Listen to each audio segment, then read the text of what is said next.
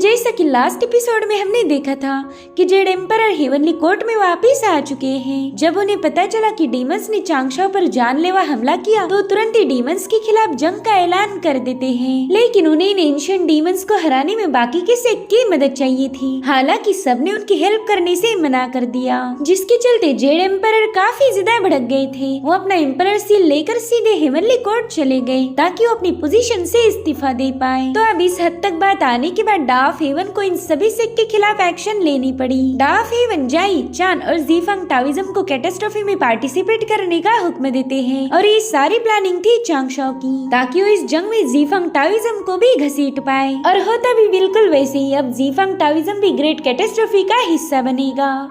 अब आगे तो इस वीडियो की शुरुआत में हमें 3 इमॉर्टल आइलैंड का सीन दिखाया जाता है, जो कि चांगशाओ की गर्लफ्रेंड युनशाओ का घर है। युनशाओ कल्टीवेट करने में बिजी थी कि तभी चांगशाओ उससे मिलने पहुंच जाता है। वो कह रहा था कि आपने 12 सालों तक मेरा ख्याल रखा, उसके लिए मैं आपका शुक्रिया अदा करता हूँ। जिस पर युनशाओ जवाब देते हुए कहने लगी कि अब ग्रेट कैटास्ट्रोफी होने वाली है। इस कैटास्ट्रोफी से डील करना हम सबके लिए काफी ज्यादा मुश्किल होगा और इसी वजह से मेरे मास्टर एक पावरफुल मैजिकल टूल की तलाश में गए हैं ताकि वो हमारे टाओइज्म को इस कैटास्ट्रोफी से बचा पाए। जिस पर चांगशाओ से बताने लगा कि मैंने ग्रेट कैटास्ट्रोफी से आपको और आपके सेक्ट को बचाने की पूरी कोशिश की थी, लेकिन मेरी सारी प्लानिंग फेल हो गई। प्लीज मुझे माफ कर दीजिए, मैं इस कैटास्ट्रोफी को रोक नहीं पाया। तो युनशाओ उसके सिर पर हाथ रखते हुए कहने लगी कि चांगशाओ, मैं सब कुछ जानती हूँ, तुमने मुझे बचाने की हमेशा कोशिश की है, मगर अफसोस तुम कैटास्ट्रोफी को रोक नहीं सकते, क्योंकि यही एक चीज अटल है, हमारा जाई टाओइज्म जरूर से इस कैटास्ट्रोफी को फेस करेगा।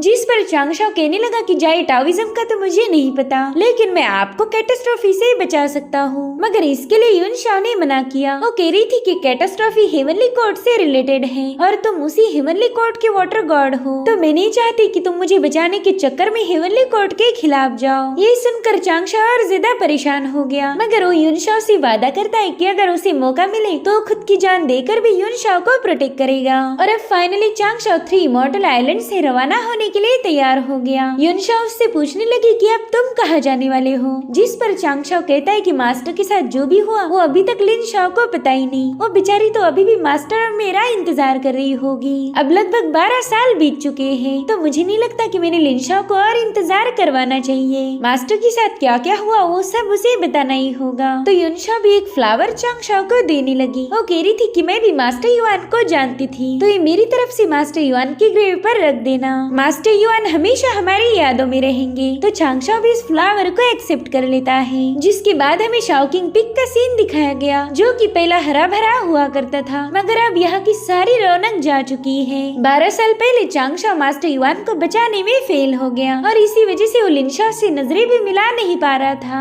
वहीं पर लिनशाओ चांगशाओ को अकेला देखकर ही समझ गई थी कि अब मास्टर युआन नहीं रहे, इसलिए वो वहीं पर बैठकर जोर जोर से रोने लगी। और फाइनली हमें मास्टर युआन का फ्यूनरल दिखाया जाता है, जिसमें डूशियन पिक के सभी इम्पोर्टेंट लोग शामिल हुए। चांगशाओ ने फाइनली अपने मास्टर को 12 साल बाद गुड बाय बोल दिया था। चांगशाओ को 12 साल लगे मास्टर युआन से मूव ऑन करने में, और इसी से हम समझ सकते हैं कि चांगशाओ उनके साथ कितना ज्यादा अटैच था। वहीं पर डूशियन पिक के सेक्ट लीडर किंगशाओ चांगशाओ से कहने लगे कि तुमने अपनी कल्टीवेशन में काफी ज्यादा इम्प्रूवमेंट की है, लेकिन रही बात लिनशाओ की तो उसे अभी भी मास्टर की जरूरत है, इसलिए मैं लिनशाओ को अपनी डायरेक्ट डिसाइपल बनाने वाला हूँ। अगर मास्टर युआन जिंदा होते तो वो भी इस बात से काफी ज्यादा खुश हो जाते। साथ ही साथ वो चांगशाओ को दिलासा देते हुए कहने लगे कि अब उसने मास्टर युआन को जाने देना चाहिए, अगर वो ऐसे ही उन्हें होल्ड करके रखेगा तो कभी मूव ऑन नहीं कर पाएगा। जिसके बाद वो सभी लोग मास्टर युआन को गुड बाय बोलकर वहाँ से जाने लगे, मगर चांगशाओ अभी भी उनकी ग्रेव के पास ही बैठा हुआ था। वो उनसे कहता है कि मास्टर, आपने मुझे हमेशा डाफ हेवन से बचने के लिए बताया था, लेकिन इस बार मैं आपकी नहीं सुनूंगा, चाहे फिर मुझे मौत ही क्यों न मिले, मैं डाफ हेवन के साथ फाइट जरूर करूंगा। अब शाम के समय लिनशाओ चांगशाओ से कहने लगी कि हमारे जैसे ची रिफाइनर की कोई वैल्यू नहीं, हमें तो कोई भी जब चाहे जैसे चाहे खत्म कर सकता है, और वही हमारे मास्टर युआन के साथ हुआ। लेकिन मुझे इस बात की खुशी है कि वो रीइंकार्नेट हो चुके हैं, भले उन्हें हम दोनों के बारे में कुछ भी याद नहीं, मगर मुझे जानकर सुकून मिला कि वो अभी भी हमारी इस दुनिया में मौजूद है। और मैं बस दुआ करूंगी कि इस बार उनकी कल्टीवेशन कोर डैमेज ना हो। मैं नहीं चाहती कि हमारे मास्टर इस बार भी एक कमजोर इमॉर्टल बन के रहे, जिसके बाद वो इमोशनल होकर काफी ज्यादा रोने लगी। वहीं पर बाइजी भी इन दोनों की हालत देखकर परेशान थे। वो चाहकर भी मास्टर युआन के साथ जो कुछ भी होगा उस फ्यूचर को प्रेडिक्ट नहीं कर पाए थे। भले इसमें सीनियर बाइजी की कोई गलती नहीं थी, मगर फिर भी उन्होंने खुद को ही ब्लेम दिया। वो देखते कि चांगशाओ अब दोबारा से गोल्डन फर्नेस में एलिक्सर बनाना शुरू कर चुका है, तो वो उससे पूछने लगी कि चांगशाओ क्या तुम वापस आने के लिए तैयार हो, क्योंकि तुम्हें देखकर तो मुझे ऐसा बिल्कुल नहीं लगता। जिस पर चांगशाओ जवाब देते हुए कहने लगा कि सीनियर भले ही लोया को मैंने खत्म कर दिया, मगर अभी भी कई सारे एंशिएंट डीमन जिंदा हैं। साथ ही साथ जीफांग टाओइज्म भी अपनी चालें खेलने से नहीं रुका और अब जल्द ही कैटास्ट्रॉफी भी होने वाली है, तो मैं ऐसे वक्त में पीछे नहीं हट सकता। साथ ही साथ वो बाइजी का शुक्रिया अदा करने लगा, क्योंकि इन 12 सालों में बाइजी ने उसकी काफी सारी मदद की थी। जिसके बाद हमें हेवनली कोर्ट का सीन दिखाया गया, जहाँ पर चांगशाओ जेड एम्परर से मिलने पहुंच चुका था। उसे उम्मीद थी कि जेड एम्परर खुश होकर उससे मिलेंगे, लेकिन यहाँ पर तो उल्टा ही हुआ। जेड एम्परर चांगशाओ पर आते ही भड़क गए। वो कह रहे थे कि तुमने एक बहुत बड़ा क्राइम किया है। उनका गुस्सा देखकर चांगशाओ कहने लगा कि एम्परर मैंने जीफांग टाओइज्म को कैटास्ट्रॉफी में फंसा दिया है। अगर आप उसकी वजह से नाराज हो तो मैं उसके लिए कोई माफी नहीं मांगूंगा। जिस पर जेड एम्परर कहने लगे कि चांगशाओ तुमने जो कुछ भी किया है उसका हिसाब तो हम बाद में कर लेंगे, फिलहाल तो मुझे बुजाओ माउंटेन के एंशिएंट डीमन से डील करनी है। उन्होंने तुम्हारे साथ जो भी किया वो माफी के लायक नहीं। तो मैंने उन एंशिएंट डीमन से निपटने के लिए तीनों सेक्ट से मदद की गुहार लगाई, लेकिन तीनों सेक्ट ने मेरी मदद करने से मना कर दिया। मुझे कभी लगा नहीं था कि चान टाओइज्म हमारी मदद करने के लिए मना करेगा, लेकिन बाद में मुझे पता चला कि वो लोग तो तुम्हारे साथ कांटेक्ट में हैं। साथ ही साथ जाए टाओइज्म की यूनशाओ से तुम प्यार करते हो, तो तुमने उन लोगों को भी कन्विंस किया कि वो मेरी मदद ना करे। मैं जानता हूँ तुम कैटास्ट्रॉफी को रोकना चाहते हो,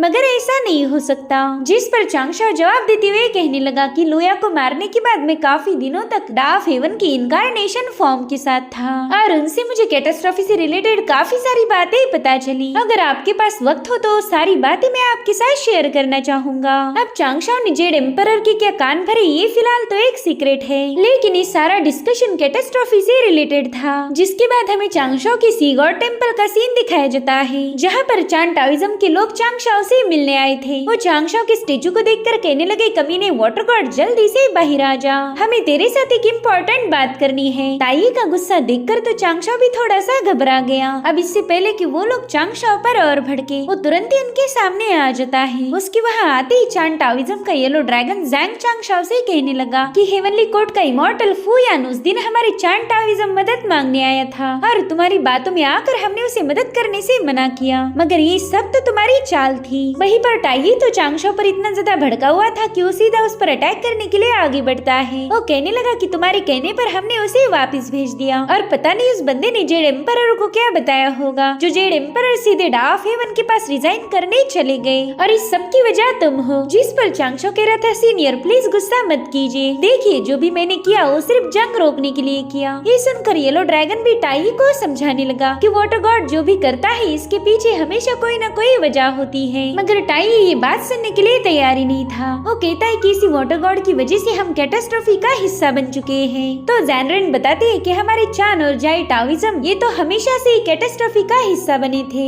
इसमें वाटर गॉड का कोई हाथ नहीं। जो सुनते ही चांगशाओ जैनरेन से रिक्वेस्ट करता है कि सीनियर क्या आप मुझे इस कैटास्ट्रॉफी के बारे में और बता सकते हो। जिस पर जैनरेन कहते देखो मैं कहानियाँ बताने में माहिर नहीं हूँ, लेकिन मैं शॉर्टकट में बता देता हूँ। हर एरा या फिर एज में जो भी ग्रुप सबसे ज्यादा पावरफुल है वही कैटास्ट्रॉफी का हिस्सा बनेगा। हर युग के बाद एक कैटास्ट्रॉफी होगी और इसमें वही ग्रुप सफर करेगा जिसने इस युग में सबसे ज्यादा तरक्की की, या फिर तुम ये भी कह सकते हो कि जिस ग्रुप का यहाँ पर डोमिनेंस होगा वही कैटास्ट्रॉफी में हिस्सा लेगा। एंशिएंट टाइम्स में जो कैटास्ट्रॉफी हुई थी उसमें ड्रैगन, फिनिक्स और यूनिकॉर्न शामिल थे। फिर सदियों बाद जो दूसरी कैटास्ट्रॉफी हुई वो डीमन रेस और विचेस पर की गई थी। उस कैटास्ट्रॉफी में ह्यूमंस का नाम और निशान नहीं था, लेकिन इस बार की कैटास्ट्रॉफी सिर्फ ह्यूमन के लिए होगी, क्योंकि इस एरा को ह्यूमन रेस ने डोमिनेट किया है। हमारे तीनों सेक्ट को ह्यूमन सेंट्स ने एस्टेब्लिश किया था। हमने कुछ ऐसे रूल्स बनाए जिसमें मॉर्टल कल्टीवेट नहीं कर सकते। इसका मतलब है हमने मॉर्टल से काफी कुछ उधार लिया है और अब कैटास्ट्रॉफी के जरिए हम वो सारी चीजें वापस लौटा देंगे जो कि हमने ह्यूमन रेस की ब्लेसिंग के जरिए हासिल की थी। सच बताओ तो हमारे जाई टाओइज्म ने काफी कुछ उधार लिया था और अब कैटास्ट्रॉफी में हमें उससे 10 गुना ज्यादा वापस देना पड़ेगा। इसमें हम पीछे नहीं हट सकते, इसलिए मुझे नहीं लगता कि हम इस ग्रेट कैटास्ट्रॉफी से ओवरकम कर पाएंगे। ये हमारे लिए काफी ज्यादा मुश्किल होने वाली है, इसलिए प्लीज इस कैटास्ट्रॉफी में घसीट घसीटने का ब्लेम तुम वाटर गॉड पर मत डालो, ये तो हमारी किस्मत थी। इसके लिए ना ही वो इमॉर्टल फुयान जिम्मेदार है और ना ही वाटर गॉड। चान और जाई टाओइज्म की किस्मत है कैटेस्ट्रॉफी में पार्टिसिपेट करना, जो कि हमें करना ही होगा।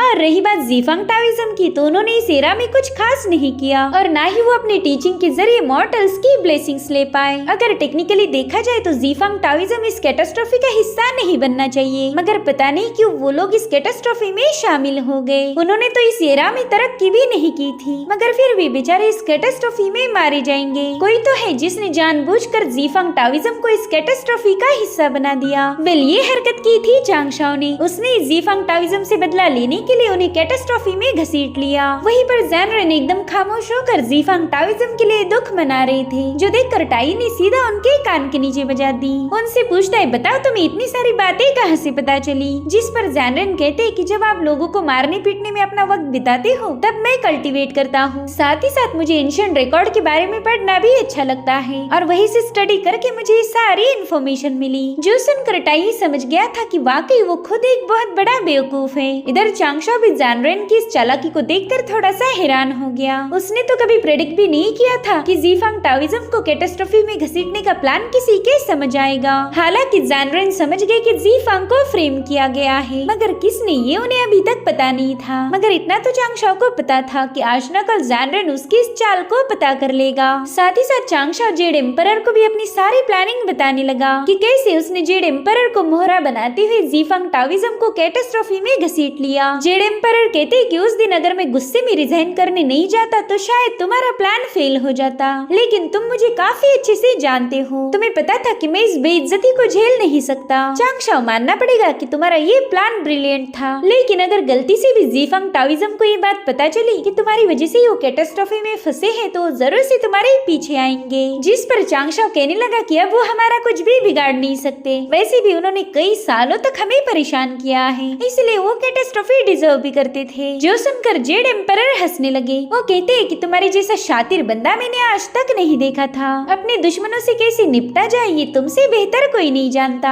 अब वो चांगशाओ को इस कैटेस्ट्रॉफी के बारे में बताने लगे। वेल, इसका नाम है सीलिंग द गॉड कैटेस्ट्रॉफी, क्योंकि डा ऑफ हेवन को हेवनली कोर्ट के गॉड की संख्या बढ़ानी है। तो जो भी इस कैटेस्ट्रॉफी में सरवाइव करेगा उसे गॉड का टाइटल दिया जाएगा। बस शर्त इतनी है कि वो पर्सन गॉड बनने के लिए एलिजिबल होना चाहिए। देख लेना, आगे चलकर हमारा हेवनली कोर्ट काफी ज्यादा प्रॉस्परस होने वाला है। साथ ही साथ कैटेस्ट्रॉफी के बाद मैं तुम्हें स्पेशल अथॉरिटीज देने वाला हूँ। तुम्हें एक स्पेशल जगह को मॉनिटर करना होगा और उसका लोकेशन तुम्हें कुछ दिनों बाद बताया जाएगा। ये सुनकर चांगशाओ भी खुश हो गया था। साथ ही साथ जेड एम्परर चांगशाओ से प्रॉमिस करते हैं कि 100 सालों के बाद वो चांगशाओ को लेकर डा ऑफ हेवन से मिलने जाएंगे। तब चांगशाओ उनसे फेस टू फेस मिल सकता था। ये सुनकर तो चांगशाओ और ज्यादा खुश हो जाता है। जिसके बाद हमें लिंगशान माउंटेन पर मौजूद जीफांग सेक्ट का सीन दिखाया गया, जहाँ पर जुंटी काफी ज्यादा भड़का हुआ था और उसका गुस्सा देखते ही डीटिंग डर के मारे कांपने लगा। जुंटी बाइलियन और डीजांग से कह रहा था कि हम ना चाहते हुए भी कैटेस्ट्रॉफी में फंस चुके हैं और ये सब तुम दोनों की लापरवाही का नतीजा है। जिस पर बाइलियन घबराते हुए जुंटी से कहने लगा कि उस दिन वो जनरल मुगोंग हमसे मदद मांगने के लिए लिंगशान माउंटेन पर आया था। अगर मैं उसे तेवर नहीं दिखाता तो शायद हम इस कैटेस्ट्रॉफी में नहीं फंसते। मैं जानता हूँ मुझसे बहुत बड़ी गलती हो गई, लेकिन प्लीज मुझे माफ कर दीजिए। मगर जुंटी उसकी एक नहीं सुनता और फिर उसने वहाँ पर जू बोधी नाम के बंदे को बुला लिया। दरअसल ये जू बोधी जुंटी का सबसे पुराना डिसाइपल था। उसने आते ही अपने मास्टर जुंटी को ग्रीट किया। जुंटी कह रहा था कि तुम काफी सालों के बाद हमारे सेक्ट में वापस आए हो। साथ ही साथ तुमने इतने सालों में जो भी प्रोग्रेस की है मैं उससे काफी ज्यादा खुश भी हूँ और अब हमारे जीफांग टाओइज्म को तुम्हारी मदद की जरूरत है। जो सुनते ही बोधी समझ गया कि जुंटी उसे जर्नी टू द वेस्ट वाले मिशन पर भेजना चाहते हैं। अब ये मिशन एग्जैक्टली क्या है इसके बारे में हमें फिलहाल तो बताया नहीं गया, लेकिन पहला ये मिशन डीजांग को दिया गया था और अब डीजांग से ये मिशन छीनकर जुंटी ने उसे जू बोधी को दे दिया। जो सुनते ही डीजांग जुंटी से रिक्वेस्ट करता है कि प्लीज मुझे इस मिशन से ना हटाए। मैंने इस मिशन पर अपनी लाइफ के काफी सारे साल जाया किए हैं। जिस पर जुंटी कहता है, हाँ तुम्हारे काफी सारे साल बर्बाद हो गए मगर तुमने कोई प्रोग्रेस शो नहीं की, इसलिए अब जर्नी टू द वेस्ट को जू बोधी लीड करेंगे। वहीं पर जू बोधी डीजांग को समझा रहा था कि तुम उतने क्रूअल नहीं हो जितना कि मैं हूँ, इसलिए तुम चुपचाप से साइड में हट जाओ और बाकी का सब कुछ मैं संभाल लूंगा। वहीं दूसरी तरफ हम चांगशाओ को देखते हैं जो कि अपना काम करते हुए पेपरमैन को बताने लगा कि जेड एम्परर जब से मॉर्टल वर्ल्ड से वापस आए हैं तब से उनकी हरकतें काफी कुछ मॉर्टल जैसी बन चुकी हैं। पहले वो इतना इमोशनल होकर डिसीजन नहीं ही लिया करते थे, मगर अब उनकी भावनाएं काफी हद तक बढ़ चुकी है और मेरे लिए इससे ज्यादा खुशी की बात और क्या ही होगी। और तभी चांगशो को हेवनली कोर्ट के लिनबाई का वीडियो कॉल आ जाता है। वो चांगशो को काफी खुश होकर बधाई दे रहा था। तो चांगशो उससे पूछता है कि आखिर ऐसी क्या बात हुई जो तुम इतना दांत निकाल रहे हो। तो लिनबाई चांगशो को जवाब देते हुए कहने लगा कि अभी भी जनरल मुगोंग जेड एम्परर से मिलने गए थे और जनरल मुगोंग ने उन्हें बता दिया कि जब एम्परर रीइंकार्नेट हुए थे तब आप ही उनके मास्टर बन के मॉर्टल वर्ल्ड में गए थे ताकि क्वीन मदर और जेड एम्परर को एक दूसरे के करीब ला पाओ। और आपकी इसी हरकत से जेड एम्परर आप पर काफी ज्यादा भड़क गए हैं। उन्होंने सजा के तौर पर आपको गुआंगहान पैलेस जाने के लिए बता दिया है। ये सुनकर तो चांगशो काफी ज्यादा पैनिक हो गया, साथ ही साथ वो बहुत ज्यादा गुस्सा भी हुआ था, मगर उसका गुस्सा देखकर लीबाई को और ज्यादा मजा आने लगा। वेल चांगशो के इतने भड़कने की वजह थी वो जगह यानी कि गुआंगहान पैलेस। वहाँ पर सभी फीमेल इमॉर्टल रहा करती है, तो उन्हें डांस मूव या फिर नजाकत साथ ही साथ कातिलाना अदाएं सिखाना चांगशो का काम होगा। वो कहता है अगर मैं वहाँ गया तो पता नहीं कितने लोग मुझे थरकी बुलाएंगे और अगर ये बात गलती से भी युनशो को पता चली तो वो मेरा क्या हश्र करेगी। मैंने तो बस जेड एम्परर और क्वीन मदर को करीब लाने के लिए वो सब किया था, लेकिन ये जेड एम्परर तो मेरा ब्रेकअप करने पर तुला हुआ है। उन्होंने मुझे बोला था कि वो मुझे एक स्पेशल जगह भेजने वाले हैं, लेकिन वो जगह ऐसी होगी ये मैंने कभी सपने में भी नहीं सोचा था। मॉर्टल वर्ल्ड में मैं इस बंदे को बस थोड़ी सी तमीज सिखाने के लिए इसका मास्टर बना था, लेकिन ये बंदा उसका ऐसा बदला लेगा ये मैंने कभी सोचा ही नहीं। इधर चांगशो का गुस्सा देखकर उसके पेपरमैन भी कांपने लगे। चांगशो कहता है एम्परर आपने मुझे चॉकलेट दिखाकर मेरे मुंह पर हथौड़ा मारा है, पता नहीं अब मेरा क्या होगा। अब चांगशो सीधे एम्परर से मिलने जा ही रहा था कि तभी लीबाई उसके पाँव में आकर गिर जाता है। वो कह रहा था वाटर गॉड गुआंगहान पैलेस में आपको काफी ज्यादा बोर होगा तो क्यों ना आप मुझे भी अपने साथ ले चलो, हम दोनों भाई मिलकर मस्त लड़कियों के साथ मजे करेंगे। इधर चांगशो उसे गुस्से में कहने लगा कि कमीने तू तो मुझे कांग्रेचुलेशंस बोल रहा था, चल भाग यहाँ से। जिसके बाद चांगशो उसे लात मारकर खुद ही वहाँ से भागने लगा और तभी चांगशो को वहाँ मौजूद हेवनली कोर्ट के गार्ड्स भी जानबूझकर बधाई देने लगे, साथ ही साथ वो चांगशो का मजाक भी उड़ा रहे थे। ये सब देखकर बेचारे चांगशो की तो हालत ही खराब हो गई। वो कह रहा था कि सबसे पहला तो मैं उस जनरल मुगोंग को जमीन में गाड़ने वाला हूँ, उसे क्या ही जरूरत थी एम्परर को ये सब बताने की। अब उन सभी लोगों से पीछा छुड़वा कर एक माउंटेन पर आ जाता है, लेकिन वहाँ मौजूद डॉग भी चांगशो को गुआंगहान पैलेस में जाने के लिए कांग्रेचुलेट कर रहा था। अब कुत्ते के मुँह से बधाई सुनकर तो चांगशो को 440 वोल्ट का झटका ही लग गया। वो कहता है ये लो अब तो हेवनली कोर्ट के सारे कुत्तों तक भी ये बात फैल चुकी है, पता नहीं मैं मेरी जाने मन युनशो को क्या ही जवाब दूंगा। और तभी वो युनशो को भी इमेजिन करने लगा। वो गुस्से में कह रही थी कि चल जल्दी से घुटने पर बैठ जा, आज से तेरा मेरा ब्रेकअप। ये सब सोचकर ही चांगशो अपना सिर पीट पीट कर रोने लगता है। वो कह रहा था जेड एम्परर आप ही मेरे माई बाप हो, क्यों ही अपनी औलाद पर इतने जुल्म कर रहे, प्लीज मैं आपके पाँव पड़ता हूँ, मुझे उस डांस बार में ना भेजो। तो अब चांगशो जेड एम्परर को मनाने के लिए सीधा हेवनली कोर्ट पहुँच गया। वो कह रहा था माई बाप आप चाहते थे ना डीमन के साथ बैटल करना, तो ठीक है मैंने टोटल 3 डीमन डिस्ट्रॉइंग प्लान बनाए हैं और हम जरूर से इसमें कामयाब होंगे, मगर प्लीज आप उन लड़कियों के नाच गाने की जगह पर मुझे ना भेजे, वरना मैं किसी को मुंह दिखाने के लायक नहीं रहूंगा। लोग मुझे थरकी हवस का पुजारी पता नहीं क्या क्या बुलाएंगे। चांगशो की ऐसी ऐसी बातें सुनकर जेड एम्परर की हंसी छूट गई और फाइनली एम्परर कहते ठीक है चांगशो आज मैं तुम्हें सेकंड मेरिट वाले गॉड की पोजीशन दे देता हूँ, आज के बाद तुम ही डीमन बैटल के इंचार्ज होंगे। साथ ही साथ जेड एम्परर ने चांगशो को हेवनली डाओ की गॉड पावर सोर्ड भी गिफ्ट की थी। वो कहते मैं चाहता हूँ मेरा प्यारा दोस्त चांगशो इसी पावरफुल सोर्ड से दुश्मनों का खात्मा करे। तो चांगशो भी उनका शुक्रिया अदा करने लगा। तो इस तरह से जेड एम्परर के पनिशमेंट से बचने के लिए चांगशो भी एंशिएंट डीमंस की बैटल में शामिल हो गया। अब आप लोग मुझे ये बताना कि इस छोटी सी चालबाजी में जीत किसकी हुई, चांगशो की या फिर जेड एम्परर की। जेड एम्परर का मकसद था डीमंस का सर्वनाश और चांगशो उसके लिए रेडी हो गया। इनफैक्ट वो खुद ही अब हेवनली कोर्ट की आर्मी को लीड करेगा। और इसी के साथ एपिसोड यहीं पर एंड हो जाता है। Thank you so much for watching, bye bye, take care.